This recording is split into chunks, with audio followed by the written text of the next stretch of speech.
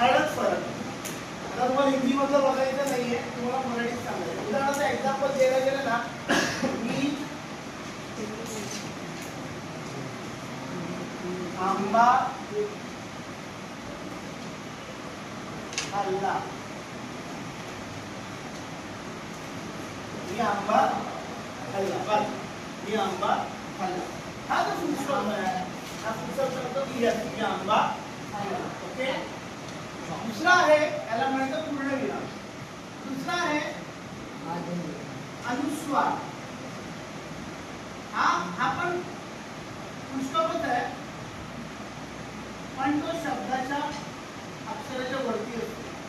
आता हा बघा, इथे पण आहे ना टिंब, आणि इथे पण टिंब आहे, पण याला म्हणायचं पूर्णविराम आणि याला म्हणायचं अनुस्वार. आंबा, आंबा उसका उच्चार है, त्याचा उच्चार है हमारा हमसे नाक है, त्याचं बोलतो आंबा. आई बात समझ में? कळलं मी काय म्हणतोय? अंसारी शब्द है, अंसारी.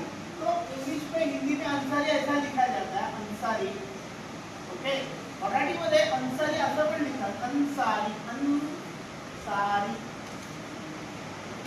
हा जो टिंब आहे ना, तो न चा उच्चार आहे, न, नाकातून, अंसारी. म्हणून त्याला अनुस्वार म्हणतात. लक्षात आलं? शब्दांच्या वर दिला जातो त्याला अनुस्वार म्हणतात. ओके. त्याच्यानंतर थर्ड आहे, पहिलं झालं, दुसरं झालं,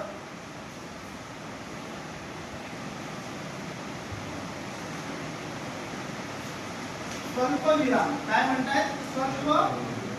इंग्लिश में इसको बोला जाता है कॉमा. जब हम बात करते हैं, जब हम कुछ पढ़ते हैं, तो बहुत सारी चीजें होती है. जैसे मी आज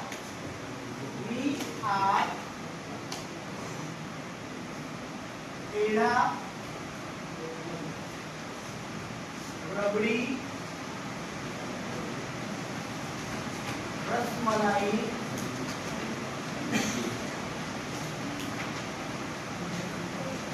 गुलाब जाम,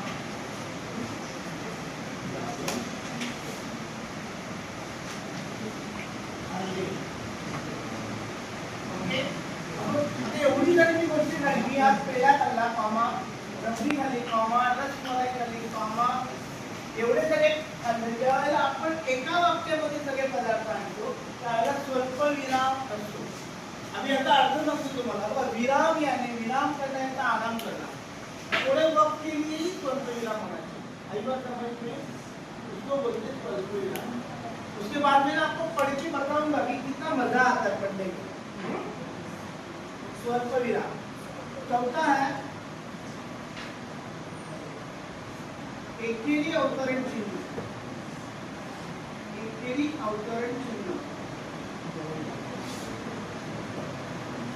जब कोई स्पेसिफिक एक वर्ड होता है ना, उसके लिए ये यूज करते हैं. ये कहाँ पर रहता है? ये वर्ड्स है, तो यहाँ पर इसका मीनिंग देगा. उसको बोलते हैं एकेरी अवतरण चिन्ह.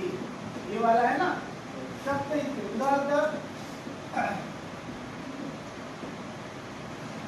आज रमजान, ईद आहे.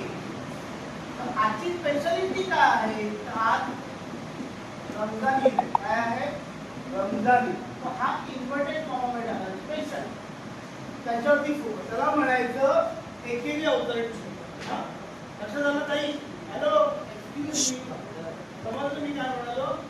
त्याला म्हणायचं एकेरी अवतरण चिन्ह. परीक्षेत तुम्हाला असे विराम चिन्ह येणार, की तुम्हाला ओळखायला सांगितलं 2 मार्क्ससाठी येणार, किंवा एखादा वर्ड दिला जाणार वर्ड, आणि त्याच्यामध्ये कोणते कोणते आहेत ते तुम्हाला विचारले जाणार. लक्षात घ्या, काही शब्द झाला त्याला फुलस्टॉप द्यायचाच आहे.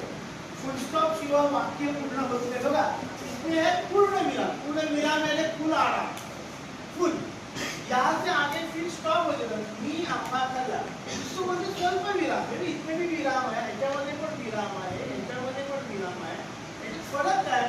तर इथे वाक्य संपतं, इथे काय थोडा वेळ. मी आज पेढा, रबडी, रसमलाई, गुलाबजाम खाल्ले. ऐवज समजून मी काय करतो? लक्षात आलं? याला म्हणायचं स्वल्पविराम. इथं लक्षात.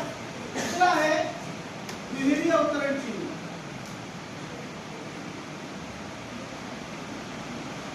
दुहेरी अवतरण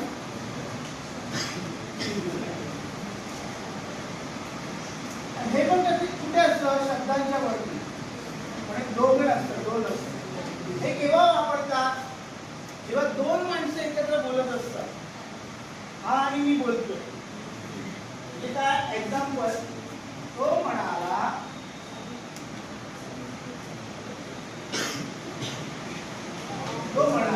कॉमा सर आज धुरंधर चित्रपट पाहायला झाला.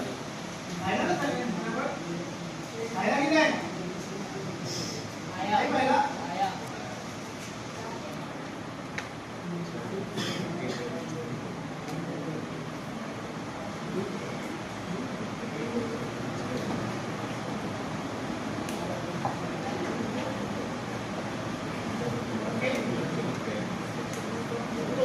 बात चल रही है और ये बोल रहा है चल आज आपण धुरंधर चित्रपट पाहायला जाऊ. ओके याला म्हणायचं दुहेरी अवतरण चिन्ह. दोन लोगों की बातें जितनी होती है ना त्यावेळेला हे प्रॅक्टिकली हा जो चिन्ह आहे ते वापरलं जातं. लक्षात झालं. सहावा आहे प्रश्नचिन्ह. इझी आहे तुम्हाला माहिती आहे प्रश्नचिन्ह कधी वापरतात जेव्हा प्रश्न विचारला जातो. एक प्रश्न असं सिंपल आहे तू कुठे चालला तू कुठे चालला फिनिश. इझी आहे. त्यानंतर उद्गाराचे चिन्ह.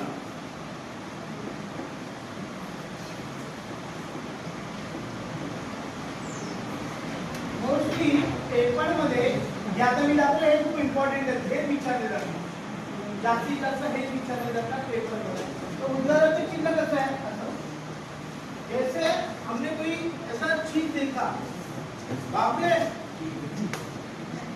हमने कोई पहले सांप देखा बापरे यहाँ पर सांप है या कोई बड़ी बिल्डिंग देखी अब केवढी मोठी बिल्डिंग आहे त्यावेळेला आपल्या मनात स्फूर्तपणे जे शब्द बाहेर पडतात ना त्याला म्हणायचं उद्गाराचं चिन्ह. काय म्हणायचं त्याला उद्गाराचं.